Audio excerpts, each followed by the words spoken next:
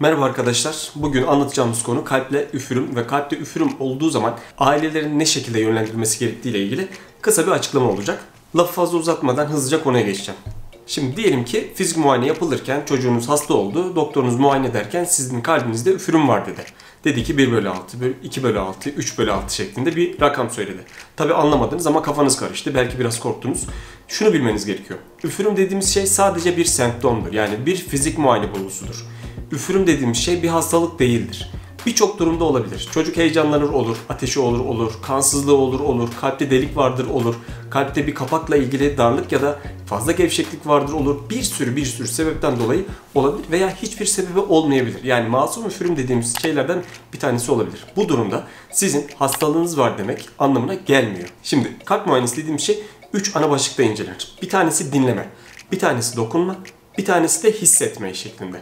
Şimdi dinleme dediğim şey mümkünse çocuk uyurken veya sakin bir ortamdayken, sessiz bir ortamdayken yapılması lazım. İkincisi dediğimiz inspeksiyon, yani bakarak görme durumu. Göğüste herhangi bir deformite olup olmadığını görmek için çıplak gözle göğsün incelenmesi, bir asimetri dediğimiz bir tarafın şişkin ya da içeri baskın olması önemli. Bir de kalbin fazla hızlı hareketi, hiperdinamik kalp hareketleri dediğimiz durumlarda kalbin atımını göğüs üzerinde görebiliyoruz. Bu durumda önemli. Üçüncü dediğimizde hissederek durum.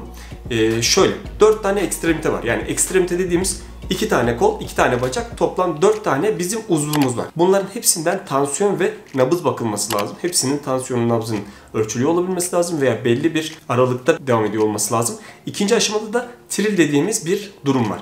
Tril dediğimiz şey avucumuzun içini kalbin üzerine koyduğumuz zaman herhangi bir titreşim hissedip hissetmeme durumu. Trilin varlığı genel olarak çocuklardaki üfürümün ciddi olduğunu gösterici bir bulgudur. İlerleyen zamanlarda zaten bununla ilgili ayrıntılı bilgi vereceğim. Şimdi isterseniz şu 1/6, 2/6, 5/6 şeklindeki üfürümün ne anlama geldiğini anlatayım. 1/6 dediğimiz üfürüm sessiz bir ortamda çok zorlukla, zor duyulan bir üfürüm.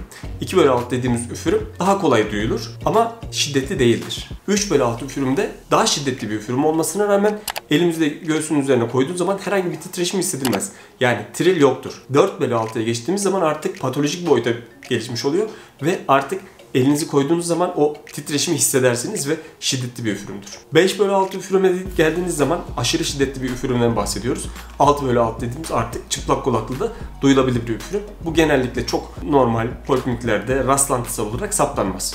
Masum üfürüm diyebilmek için 3 tane basit kuralın olması gerekiyor. Birincisi, normal bir fizik muayene olması lazım. Normal bir fizik muayene dediğimiz nedir? Yani fizik muayene sırasında yapılan, yani rastlantısal olarak saptanmış bir şey olması lazım. Herhangi bir bayılma olmaması lazım, herhangi bir şikayet üzerine gitmemesi lazım, herhangi bir göğüs hastalıklarıyla ilgili bir hastalığın geçirilmemiş olması lazım. Masum üfürümün özelliklerine geldiğimiz zaman 3 tane ana koşul ayırıyoruz. Birincisi normal fizik muayene, yani çocuğun öyküsünde herhangi bir kalp hastalığını düşündüren bulgu yok. Çocuğun fizik muayenesinde herhangi bir kalp hastalığını düşündüren bir muayene bulgusu yok. İkinci aşamada dedik ki kalp üzerinde titreşim hissedilmesi kalple ilgili ciddi bir hastalık bulgusudur.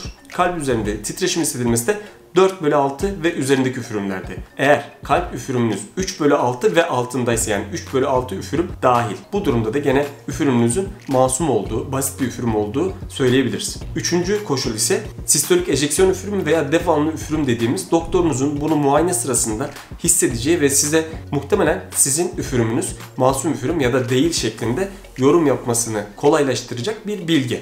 Onu bilmenize gerek yok. Bunların yanında şu dediğimiz koşullarında olmaması gerekiyor. Birincisi egzersiz tahammülsüzlüğü. Yani çocuk aktiviteye girdiği zaman eğer ciddi bir morarma ya da bayıla yazma bir şey oluyorsa bu önemlidir. Efor var ya da yok. Eğer bayılma ya da bayıla yazma muhabbeti varsa gene o da ciddi bir durum olabilir, incelenmesi gerekir. Beslenme güçlüğü olması, çarpıntı olması, kalp romatizması olması ya da Kawasaki hastalığı dediğimiz kalpte üfürüm ve kandaki bazı değerlerin yükselmesi, bir de ellerde ayaklarda bazı döküntülerin oluşmasıyla giden bir hastalığın olmamış olması lazım. Son olarak da çocuğunuzun tanı konulmuş herhangi bir sendromun bir tanısı olmaması lazım. Yani bunlar nelerdir? Down sendromu varsa, Noonan varsa, DiGeorge sendromu varsa, Turner sendromu varsa, Marfan sendromu varsa, Bachtel sendromu gibi sendromik bir durumunuz varsa, bu durum o sendromik hastalıklarının bir komponenti olarak duyuluyor olabilir. İleri inceleme yaptırmanızda fayda var. Masum üfürüm dediğimiz şey %75 hastada duyulabilen bir şey. Yani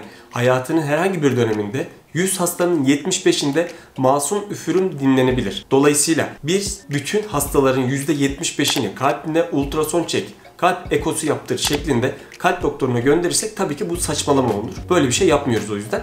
O yüzden kriterlere ayırıyoruz. Dikkatli bir fizik muayene ve anamnez sonrasında, anamnez dediğimiz daha önceki hastalıklar ve çocuğun şikayet ve bulgularıyla ilgili, ailesiyle ilgili bilgiler aldıktan sonra %97 oranında herhangi bir sıkıntı olup olmadığı anlaşılabiliyor. Düşünsenize 100 hastadan 97'sinin ne olduğu anlaşılabiliyor. Çok yüksek bir oran. Peki her şey güzel. Madem kimleri göndereceğiz ya da kimlerin gitmemesi gerekiyor? Bir kere çocuğunuz eğer basit üfürümler kategorisine giriyorsa hemen gönderip masum üfürümü ultrason yaptırmanıza gerek yok. Masum üfürüm olan çocukları aile hekimleri izleyebilir. Eğer aile hekiminiz bu konuda tecrübeli değilse çocuk doktoruna yönlendirebilir ve normal takibinizi çocuk doktoru yapabilir. Herhangi bir ekstra inceleme ya da araştırma yapmanıza gerek yok. Dedik ki 100 hastanın 75'inde bu üfürümler duyulabiliyor. Dolayısıyla her çocuğa fiziksel aktivite kısıtlaması veriyor muyuz? Hayır.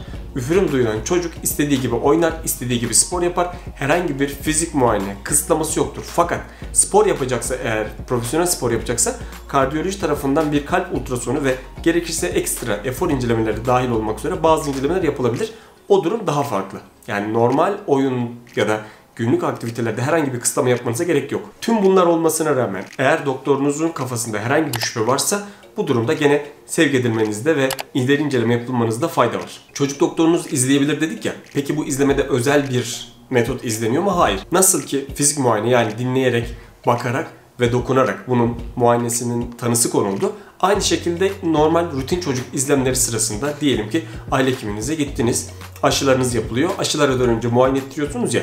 O dönemde yapılan fizik muayenede herhangi bir anormal bulgu olup olmadığı izlenebilir, takip edilebilir veya sorgulanıp tekrar yönlendirebilir. Ya da hiçbir şey yoksa, aynı şekilde devam ediyorsa, üfürümde herhangi bir şiddetlenme ya da yeni gelişim yoksa, yeni bir karakter kazanma yoksa ekstra müdahale edilmez. Secundum tipi ASD ve mitral valv prolapsusu haricindeki kalple ilgili ciddi kapak hastalıkları ya da darlıklarda ya da kalp deliklerinde ciddi miktarda enfeksiyon ihtimali artmıştır. Endokardit dediğimiz kalbin iç yüzünün iltihap ihtimali artmıştır. Bu durumda cerrahi işlemlerden ve diş çekimlerinden öncesinde bir profilaksi, bir penisilin profilaksi yapılmasında fayda var.